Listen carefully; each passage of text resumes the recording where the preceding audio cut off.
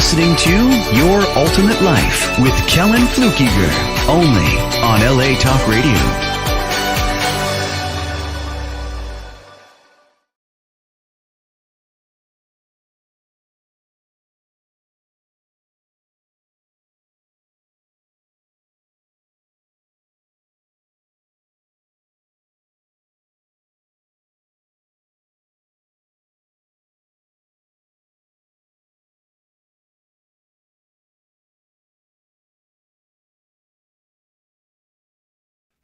Hello, and welcome to this episode of Your Ultimate Life. Sam just sent me a note. Can't hear you. I didn't have my mic turned on. So this episode and the last three and the next two or three are celebrating an opening of a school. And it's called the School of Transformational Authorship.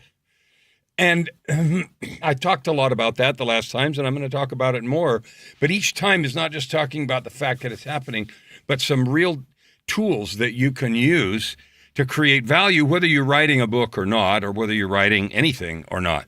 I got a friend, well, a client and a friend and a couple of others who are really taking advantage of Substack right now. And they're digging in and creating followers and, creating a path of communication. And Substack is not new, but it's fairly new compared to some of the other social media. And there's a lot of fun. So we're starting on that too. Take a look at our Substack. So the first thing I want to do is this episode today is sponsored by and brought to you by that school, the School of Transformational Authorship and Creation. And I call it transformational authorship because the way I do it with people, the curriculum in the school, as it were, is not just about organizing material and writing a book, but exploring deeply the growth, the transformation, which means, changing shape, that has happened to you because of your journey in life. And it's interesting. This morning, I had a coaching call with a group that is finishing up one of last year's cohorts of people writing books. And the thing that I want to sponsor here is this dreambuildwriteit.com. Dreambuildwriteit. Now that is an introduction to the School of Transformational Authorship. So it's just fitting that this morning was the final meeting, the final call of 26. So it went over 26 weeks, 6 months for this one cohort. And each person in that cohort said something like that this journey of minding their lives and writing this book and figuring out what they had to say to the world and all that stuff was very transformational, meaning it changed them in substantive and meaningful ways. And by that, I mean positive ways, created more power, more joy, more fun, happy. And, in the expression of that, there was some emotion and tears and that sort of thing. And it was a fabulous thing, and it just makes me more and more excited about this one coming up. And so this is where I want you to go right now. If you have any idea that your life matters, that you have value, go to dreambuildwriteit.com, dreambuildwriteit.com. Go there right now and check it out. See what's there. And see if it resonates with you. It might call you like, hello, come join me. All right. It's not selling you anything. Dream Build Write It doesn't cost anything, so this is not a sales pitch, but it is an enrollment call. And the enrollment is to take advantage of the power that you have in your life. So today what we're going to talk about is how do you get that? How do you do that? Grandpa, your grandpa, my grandpa, any grandpa, or in the Navajo and Hopi tribes, the elders, who are the women usually, would carry the wisdom of the tribe. And sometimes grandpa would tell stories from the olden days and stuff like that. And you and I might listen to those things, and they might be fun stories, but there also often is the opportunity for, pearls of wisdom, as it were. Wow, things that you learned. Wow, I didn't know that. I didn't know you did that. And think of it this way. We look at the pyramids in Egypt or Stonehenge or some other amazing things that are big and heavy and huge, and we wonder how on earth. And some people say, well, it's not on Earth. Aliens did it. Okay, whatever. But let's assume for a minute that Earthlings did it. You say, how on earth did they create that? Well, learning the things that are in the lives before us and in your own life is what we're talking about here, is a deep, deep source of power and wisdom. So what I want to talk about today is how do you mine that? What is exactly the process to get gold out of your life? One possible title for today is spinning gold thread or finding gold nuggets in your life. What we mostly do, we look back at our lives and we hate the hard parts and we love the good parts. Sometimes we look back and say, when that happened, whatever it is, bankruptcy, divorce, whatever, we say, I hate that and I hate them. And then later we say something like, that was the best thing that ever happened to me. Why would we change that? Why would we go from that was horrible, awful, to I love it and I wouldn't change a thing? I've done that with a bunch of things in my life, and I'll bet you have too. So what is the difference?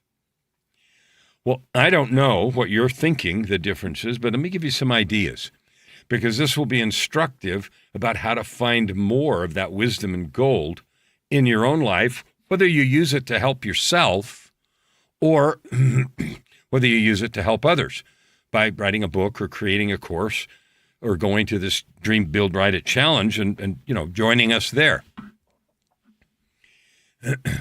One exercise that I hear people do is they say something like this: write a letter to your younger self.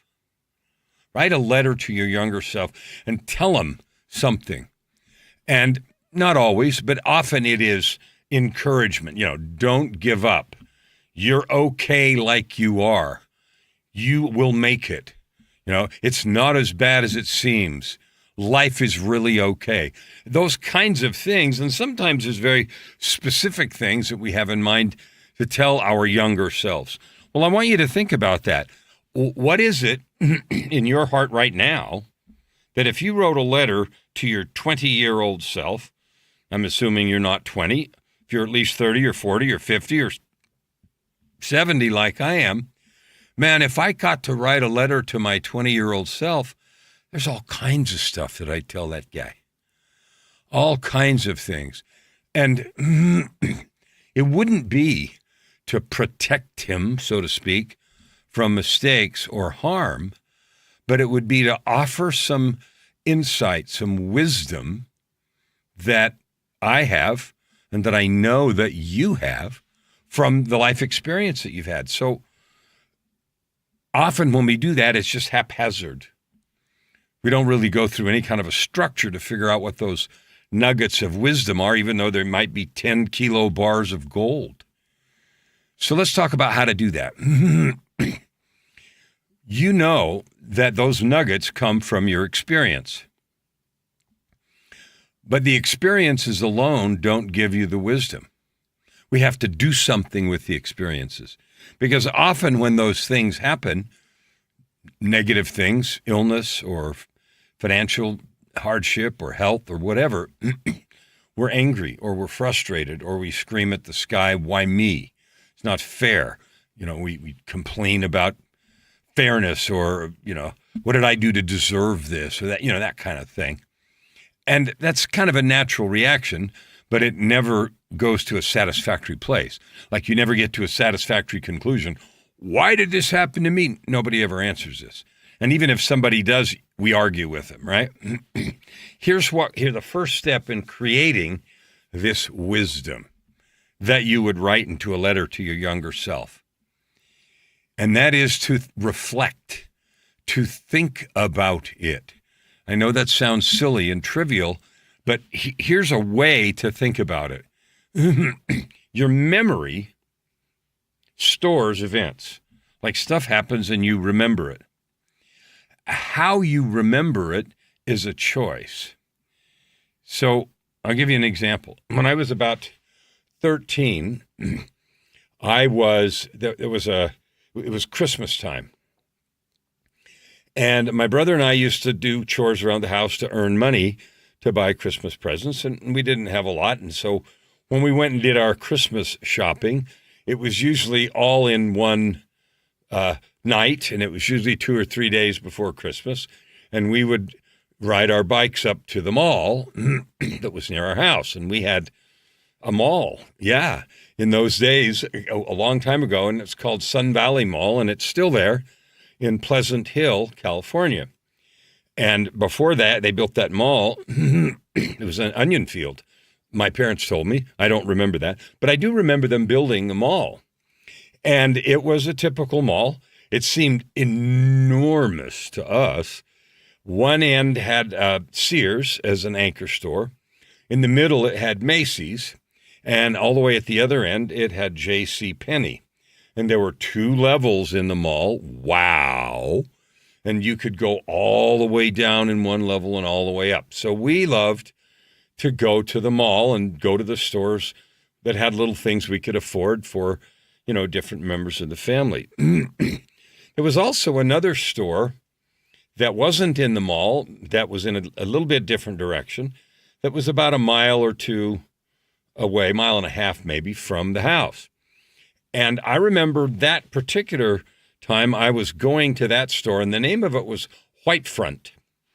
And it had a big white sort of arc in front, not an arch like McDonald's, but an arc. And I was riding my bike just as fast as I could ride it, because I was in a hurry, and also because I loved the feeling of riding fast, I guess.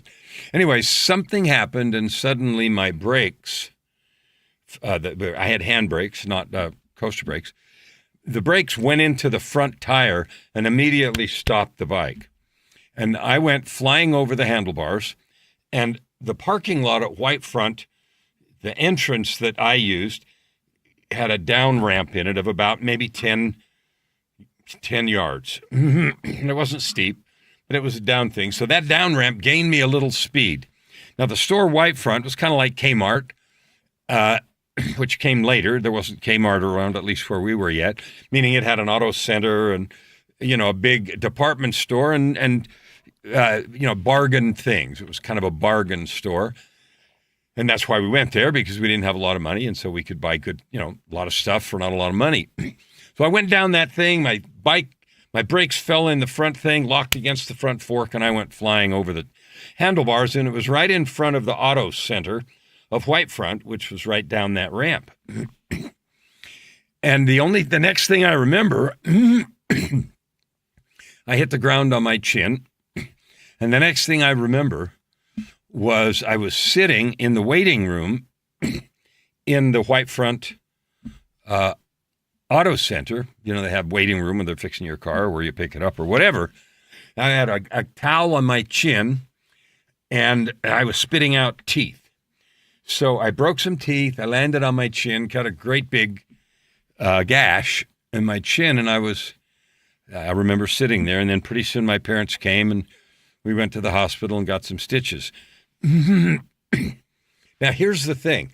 That is the event. That's what happened. So what do I make out of it? Well, I don't make some great moral lesson out of that. But what I remember isn't the pain. What I remember isn't the terror of flying over the handlebars, even though I remember that. What I remember is the nice people taking care of me till my parents came. Towel on my chin, there I was, and, still kind of out of it. And so I remember kindness. I remember someone helping someone in distress. And so that memory lands in me as hey, when people get in trouble, go help them. Go do that. Go do what was done for you. So that's just a simple example, and it's something from a long time ago. The consequences lasted a long time, because some of the teeth that I broke in the back were permanent teeth. And so for a long time, I had a silver band around one of them with, filled up with filling, and eventually I've gotten a cap on it and everything else. But it's going to be that way the rest of my life, obviously, because it broke part of a permanent tooth. So that's just a short little story and an example of making meaning out of an event. In the book, I wrote a book called The Story Arc, and this book has to do with this Dream, Build, Write It challenge that I really encourage you to go check out. But there's a process I put in the story arc about how to create meaning from big events in your life. So your memory, we store events. Meaning, or thinking about it, again, reflecting on it, that extracts insight. And in the story arc, I have something called a developmental story matrix, which is a process that I developed about how to look at events in your life, right? And analyze them. And then there's 4 columns in it, and it tells you exactly how to think, or one way you could think about those difficult events. And they don't have to be difficult. They can actually be wonderful events, and take it right through the same 4-step process to pull meaning out of those events. And so if you want to, the 4 columns are, I'll just tell them quickly. And if you're going to do it, you'll have to listen to this a couple of times and make some notes, or get the story arc and go through this process. And I've had a lot of people tell me that this process has radically changed their lives. I've had them tell me to the extent that it has completely rewritten their relationship with the past, because they actually sat and thought about it. So here's the 4 steps. Column 1 is very simple. Just write down the event. Column 2 is, in your memory, just write down, what did that event mean to me at the time? It can be anything. My parents got divorced in the 8th grade. Mine didn't, but that could be something. I broke my leg in the 3rd grade. I didn't do that either, but I had a friend who did. Okay, it can be, I had a bankruptcy. I did have that, not in high school, but later. It can be any event, just the event itself, anything at all. The second column is, what did I think about that event then? So let's say, broke my leg in the 3rd grade, missed a field trip, I was mad, I felt left out, I was really upset. Okay, that's column 2. How did I feel then? Column 3 for each event is to say, okay, now that I look back at that event, a day, a week, a month, a year, a decade, 50 years later, what do I think about that event now? Now, if the column 2 and 3 are the same, in other words, if I feel the same today as I did 10 years or 20 years or whatever ago, then nothing has changed in me. But nearly all the time, how we feel, what we believe about those events today is way different than what we believed when they happened. So I'll give you a real example. For me, I had a bankruptcy, and it was some 30-something years ago, maybe 40, no, 30-something years ago. And it was difficult. That's column 1, bankruptcy. Column 2, I felt then I was scared. I felt shame. I felt dishonored, like I dishonored everybody. I felt like I cheated creditors, like there was a permanent black mark and stain on my life, and that it would follow me around forever. And I heard, it stays on your credit report or whatever, 7 years. And 7 years seemed like 100 trillion years. And I knew, okay, I'm 30 whatever when it happened, and this many years. I knew that, but it didn't feel like that. So that's what I felt about it then. When I look back at it now, some 34 years later, I think it was in 92. So 34 years later, I'm grateful. I'm really grateful. It taught me a lot of things. It taught me that there's mercy in the world. Now, sometimes it's imposed by laws. Some of the creditors never got paid and the debts were discharged. So that wasn't mercy for them. But I didn't live in a world where I got thrown in jail until somehow I was able to create money to pay those debts. There's a structure in place that gave debt forgiveness. Now, some people misuse that, and I know all that, but I'm talking about your particular experience. So for me, looking at it now, I feel gratitude. I'm grateful I got to start over. It taught me about mistakes because I'd made some dumb decisions that led up to that event. I'd made some poor choices about money and finance, and I was trying to build a business at the same time, and I was reckless. And it ended up to where that was the only way out. I went, got myself in trouble, and I went to see an attorney, and he said, do this. And so I feel gratitude. I feel like I learned a lot, and there's real power, opportunity for growth from that particular experience. And I can make you a solemn promise right here, right now. If you take the time to use the story arc, use the developmental story matrix, and you look at your life, whether you've had a bankruptcy or not, whether you've had a relationship failure, whether you've had relationship success, whether you've had, kids get very sick. I have a client who was on actually not a client, podcast guest several years ago, and we're almost at 6 years now, plus. I think April will be our 6th anniversary for the podcast, not this show, but our Ultimate Life podcast. And one of the guests I had 3 or 4 years ago was a woman who had raised 2 boys, and her and her husband, and it was a very, very functional, not dysfunctional family. And for some reason, the 2 boys had experiences in their lives that drove them to experiment with drugs, and they had terrifying addiction problems. And if you look at the circumstance from the outside, there's no broken home, there's no this, there's no that.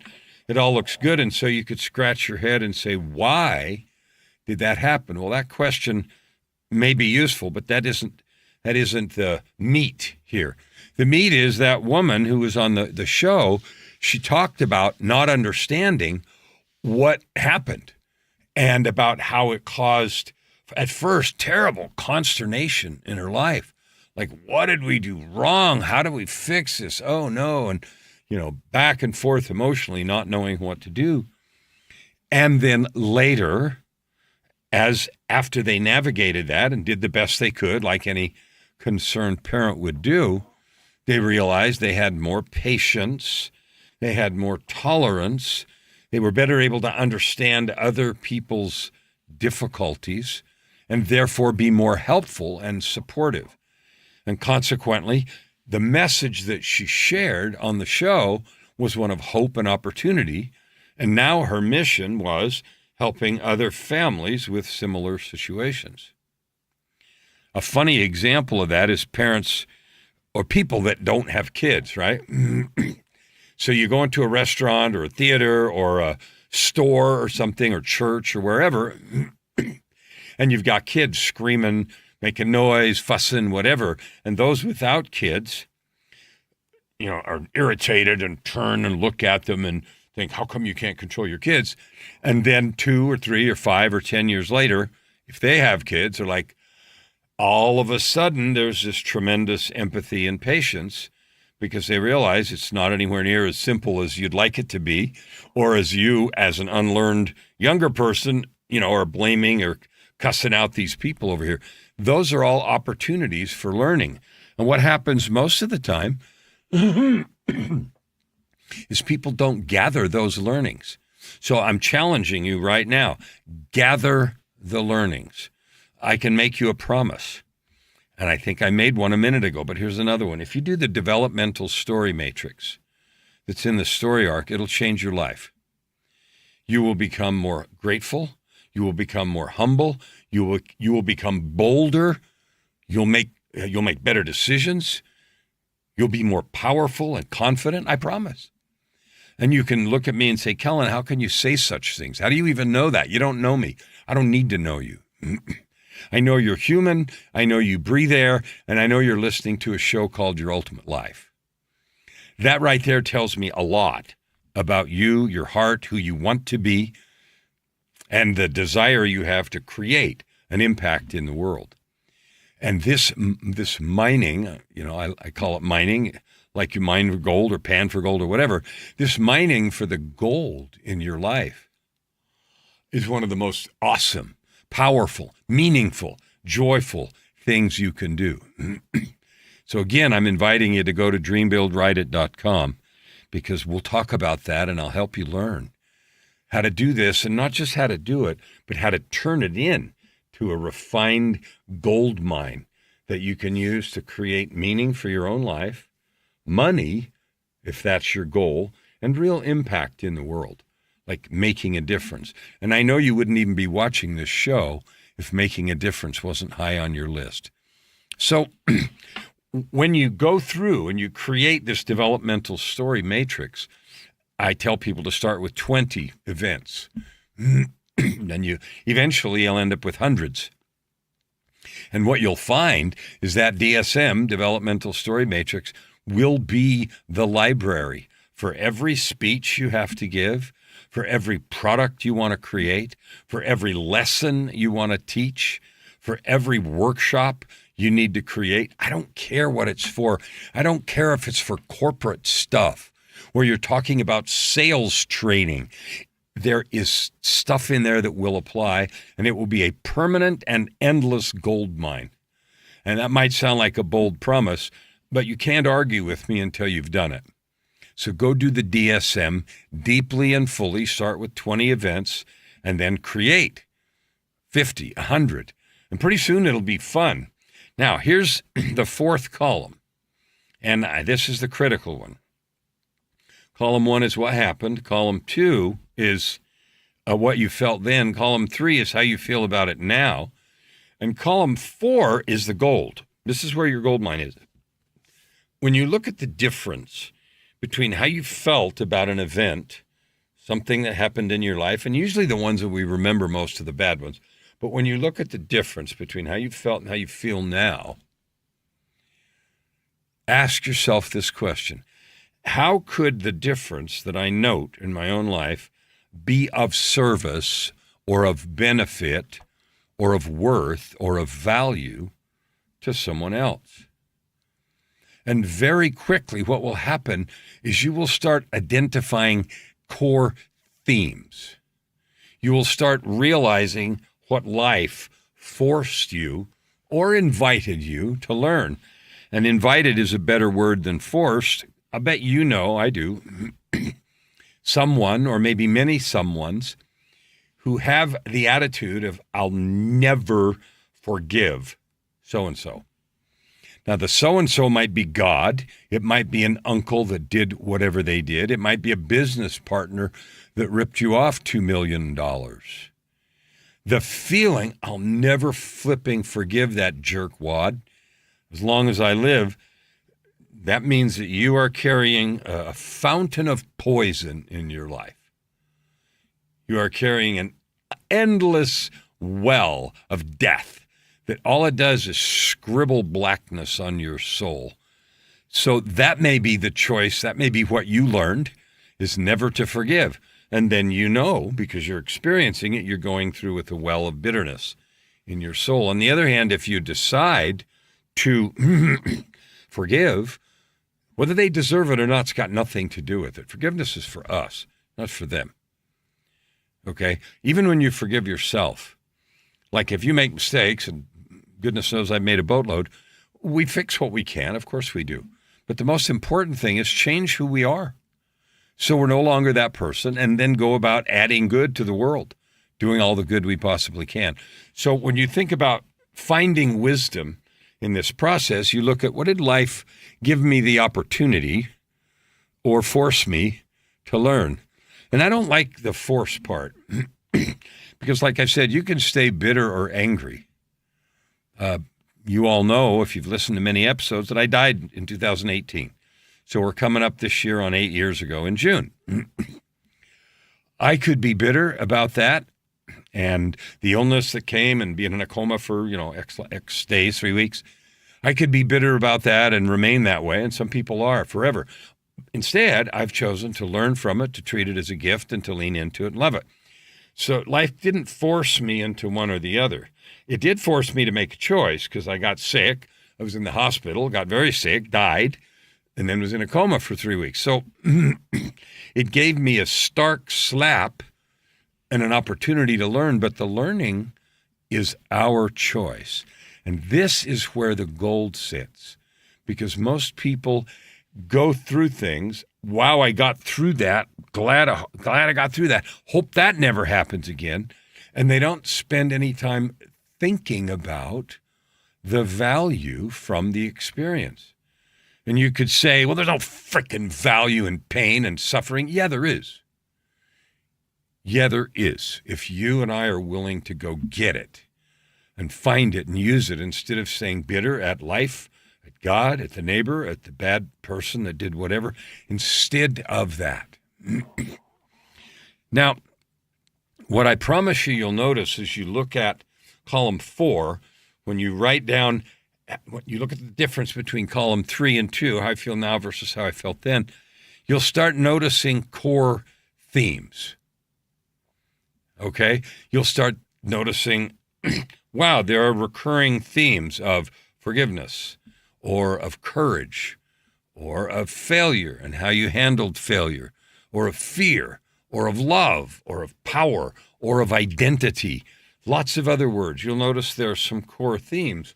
And you'll say to yourself, you know, I see that in my own growth, my own journey through life, I have repeatedly demonstrated resilience. I have repeatedly demonstrated the ability to love, even in horrific circumstances. I have repeatedly demonstrated the ability to forgive. Wow, this is who I have become. These themes that keep showing up in your life, they form the backbone of a meaningful story. And I say, what story? I'm not talking about a memoir where we write a sob story accusing other people, saying, poor me, or a story of, wow, look what I overcame, aren't I cool? None of that crap. Please don't hear this as an invitation to do any of that.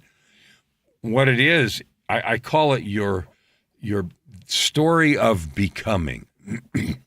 Because today, this Tuesday, January 20th, if you look at yourself and you know in your heart you're a loving person, you have the ability to forgive, you can encourage people even when it's hard, you stand up and keep going no matter what. I had a client the other day that I was talking to, and right this minute, she's going through some very difficult things that just keep happening. This challenge and this thing didn't work out and that thing.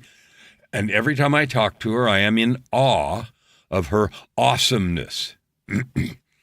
And we talked about it, and she said, I'm just not going to quit.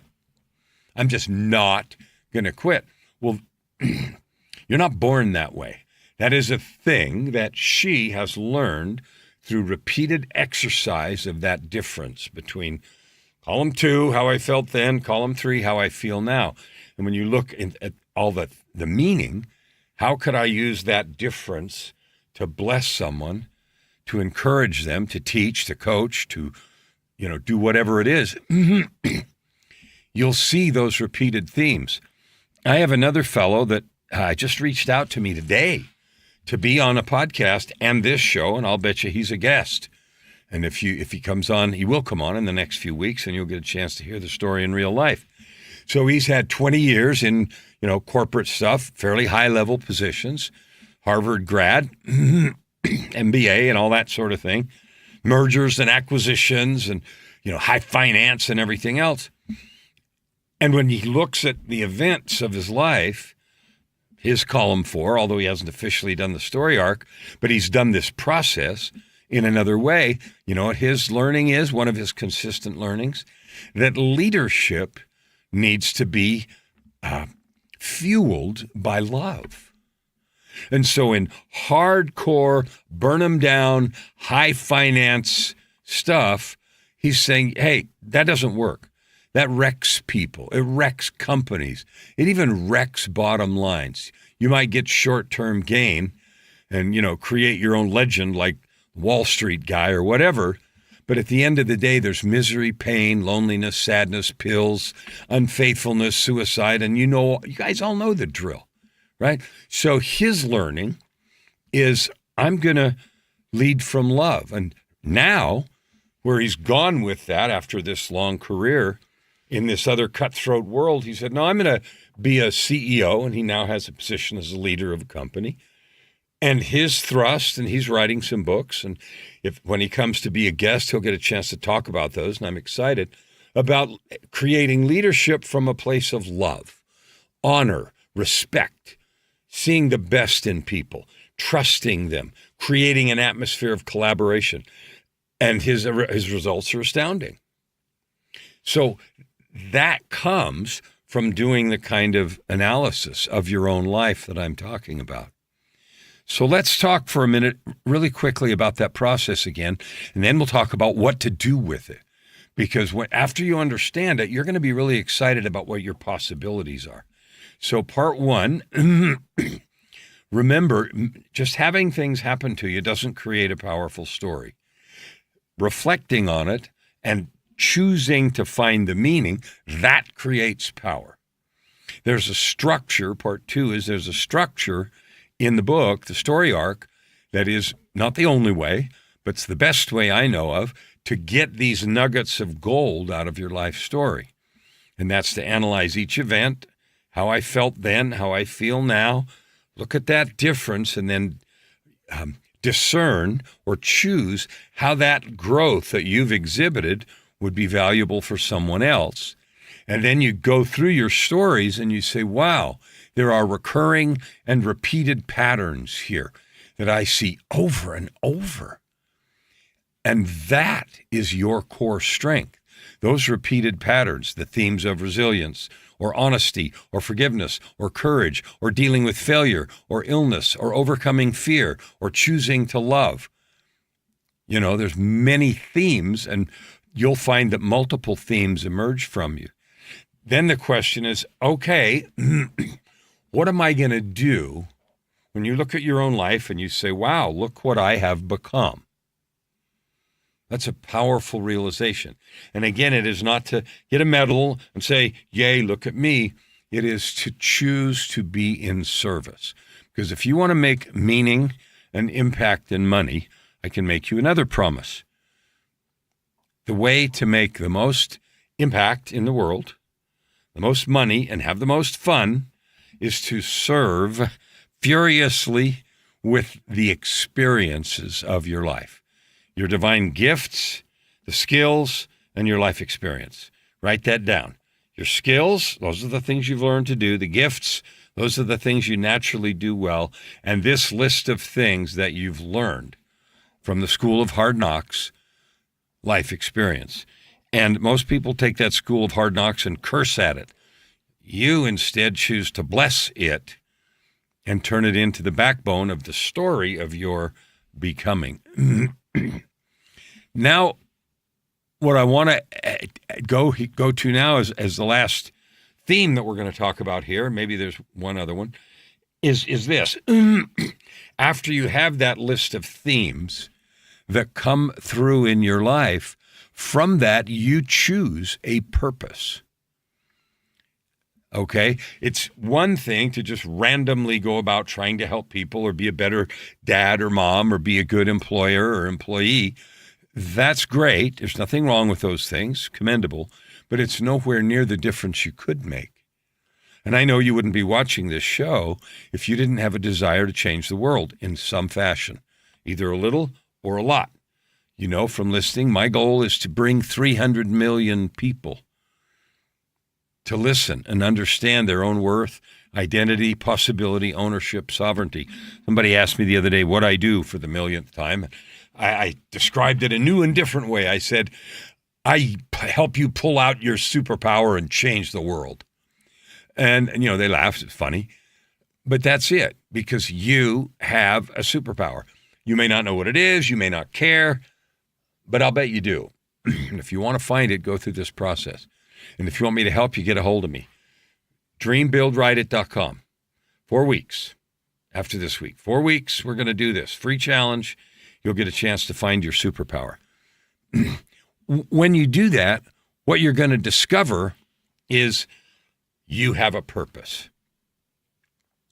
Now, finding this life purpose, it often sounds like some kind of a joke. People say to me, I can't even count the number of times, well, I wish I knew what my purpose was. I haven't found it yet. You don't find it. You don't go on a safari. You don't go dig it up in the yard. It's not on we're going to go on a jungle safari, or I'm going to go do a ayahuasca retreat. I have another friend who's done like 30 of them. And I keep wondering in my mind, and I've asked several times, it's not an active client, but a past one, like, what's the point? If you receive the great enlightenment and you need another one and another one and another one and another one ad infinitum, you do not find a purpose. You choose one. Often it comes from your life experience. So you and I have both heard stories. Someone takes a trip. They travel somewhere and they see places where there's no clean water. And they see people suffering in some way and they say, I'm going to fix that. And so that is a choice. The experience brought them to a place. Choosing a purpose is an active thing that you or I do on purpose. Okay? And the way, often it comes, like that trip for that person, comes from your life experience. Now, my purpose to pull out of your heart your superpower and help you change the world, that has come from my life experience. Because I've had to do that for me. I lived for decades with untreated depression, and it trashed my life. Drugs and addictions and lots of ruined things in my life. And that happened over and over and over and over again. So, and then in overcoming that, in looking at my own developmental story, that story of my becoming, I realized if I had known what I know now earlier, I wouldn't have done some of those things. But I still wouldn't change them because why? Because it has changed who I am. It makes me love more deeply. Like I tell you guys all the time, I love you even though you're not here. It makes me genuinely feel that. It makes me yearn for your growth, for your purpose, prosperity, and joy. Right? And so my purpose is to pull out your superpower, help you find it, own it, choose it, and then change the world. Create wealth, income, and meaning. Now, we're free to live in obscurity. We're free to do nothing much. We're free to live in the lie that says, I'm just one person. I can't do anything. Nobody gives a crap what I think or do. It's never going to be true unless we make it true. And we choose to live all shriveled up and small, then it's going to be true because we chose it true. I've said this quote before, but Nelson Mandela, at least in one place, is reputed to have said, someone said to him, how did you survive? He was imprisoned for 27 years in South Africa in the place of apartheid before he finally, got out and he became the president and all kinds of stuff and did enormous, meaningful, impactful stuff. Someone asked him, how did you survive all those 27 years? And he said, I wasn't surviving, I was preparing. That was a choice that he made about how to look at that difficult situation. So if you think about a line on his developmental story matrix, 27 years is a long time to put on one line, so there's probably many. But when he got to column 4, how that could benefit others, how the difference in his growth, then and now could benefit others, he chose to see it as preparation, patience, perseverance, forgiveness, power, conviction. All of those things were prepared in him.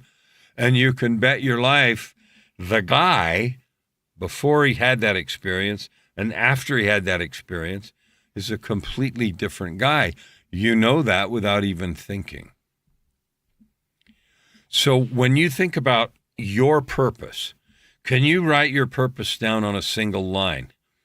If I spent an hour with you and we were talking, would I absolutely come away knowing for sure who you were and what you were about? And if not, why not? Is it because you haven't chosen a purpose? Is it because you haven't committed your life to add good to the world in whatever way fits for you? I challenge you to do that. And the reason I keep mentioning this dreambuildwriteit.com, sponsored by, the Transformational School of Authorship and Creation, the reason I keep mentioning that is because this is a place to start. It's dedicated to you. I'm going to help you. Mind your life, find your story, choose your purpose, figure out how you can make income, impact, and create life meaning from that story. So today we've gone over thoroughly how to do that. If you want more help, here it is. The story arc is the best system that I've ever seen, and I've looked at many, many, many storytelling processes, and it's not about storytelling.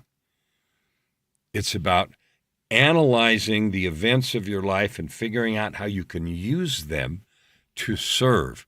Because when we serve, we get wealthy. We get wealthy in cash. We get wealthy in spirit. We get wealthy in joy. And that's the ultimate life stuff I keep talking about all the time. So here's what I want you to think about.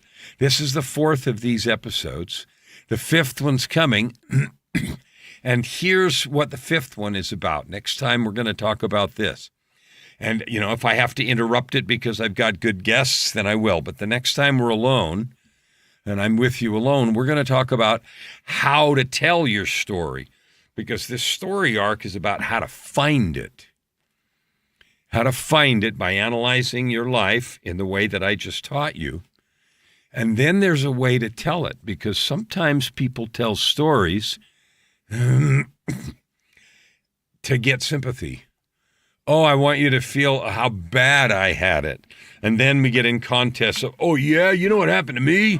Oh, yeah, you know what happened to me? It's like fish stories. Oh, yeah, I had one that was 2 feet. No, 3 feet. No, 27 feet. I had one so big it sank the ship. No, we're not doing that. So then the question comes, and will come, and this is what we're going to talk about next time. How do you tell the story, the developmental story of your life, in the right place, to the right people, and tell it in a way that is truly of service to them, and not just making you look like you toughed it out and did an amazing thing? When we get done with the story, those listening should feel, wow, I can do that. I'm inspired. I'm going to go change the world just like you did. If we get out of the story and they're thinking, okay, that guy did cool stuff, but man, he's so full of himself, we can't stand to be around him. I'm surprised his head fits through the door. Any version of that, then we've blown the opportunity. And we've messed up the moment that we could have used to lift and bless someone's soul. The truth is, you are a light. Is it turned on? You are fire for someone's heart if you choose to light it and use it. What we've talked about today is how to find your fire, how to find that purpose, because it exists in your life. You and I, we're not going to find a purpose in somebody else's experience. It doesn't go deep enough.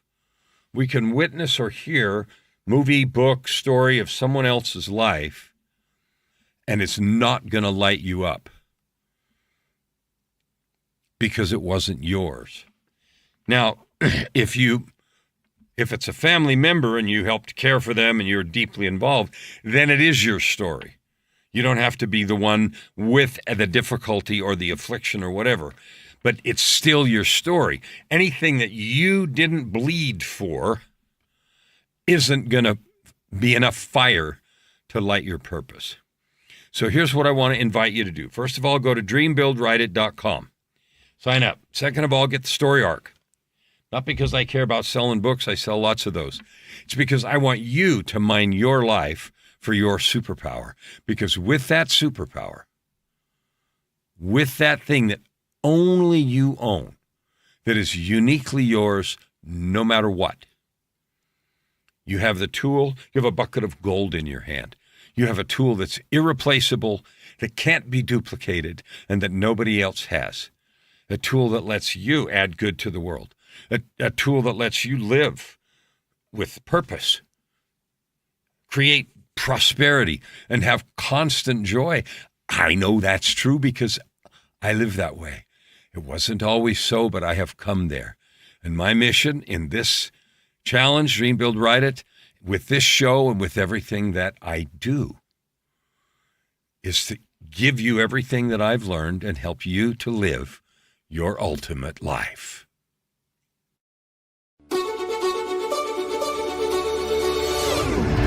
You're listening to Your Ultimate Life with Kellan MCA, only on LA Talk Radio.